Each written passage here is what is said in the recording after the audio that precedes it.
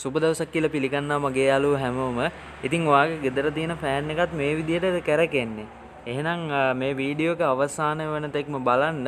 ඒ ප්‍රශ්නෙට විසඳුම මම මේ වීඩියෝ එක තුලින් ගෙනලා තියෙනවා.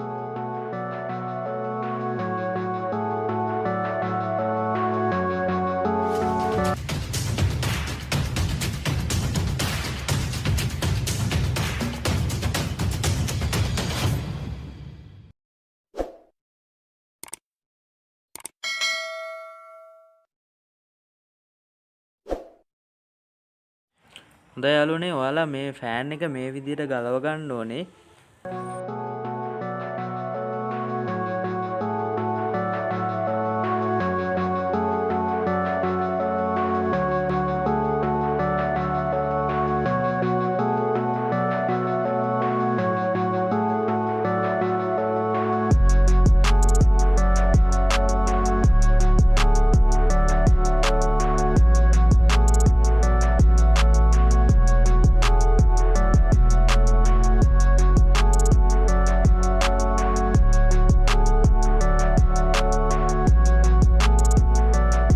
යාළුවනේ, මේ ගැටලුවට ප්‍රධාන වශයෙන් බලපාන්නේ මෙන්න මේ ස්ටාර්ටර් කැපැසිටර් එක.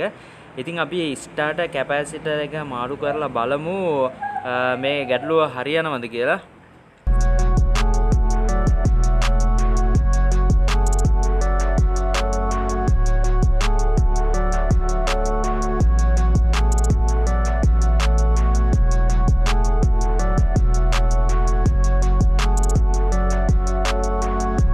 හොඳට මතක තියාගන්න යාළුවනේ, මේ වයර් දෙක අල්ලන්න කලින් මේ විදිහට ෂෝට් කරලා බලන්න ඕනේ. මොකද මේකේ කරන්ට් එකක් ගබඩා වෙලා තිබ්බොත් ඔයාලට විදුලි සැර වැඩිීමේ හැකියාව තියෙනවා මේකේ.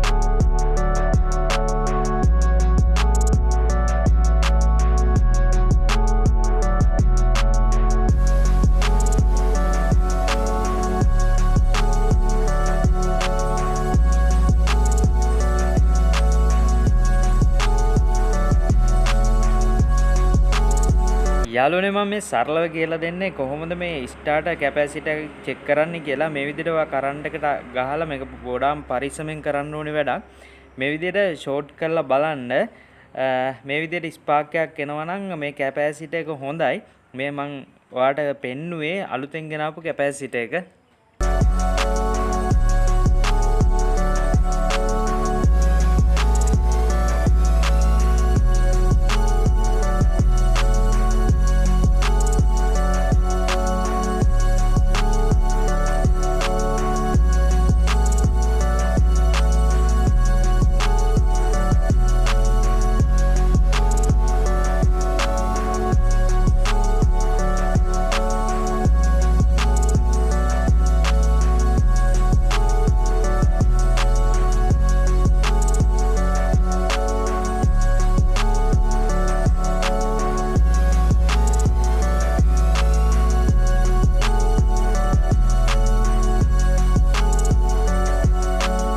යාළුවනේ, ඔයාටම පේනවා ඇති වැඩේ සාර්ථකයි කියලා. ඉස්සෙල්ලා වේගයට වඩා දැන් වේගෙ වැඩි කියලා ඔයාට පේනවා ඇති.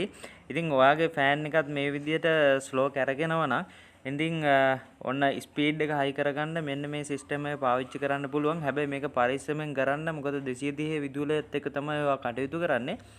ඉතින් වීඩියෝ එක අවසන් තෙක්ම බලන්න. වීඩියෝ එක හොඳ නම් ලයික් කරන්න, කමෙන්ට් කරන්න, තව කෙනෙකුට බලන්න ෂෙයා කරන්න.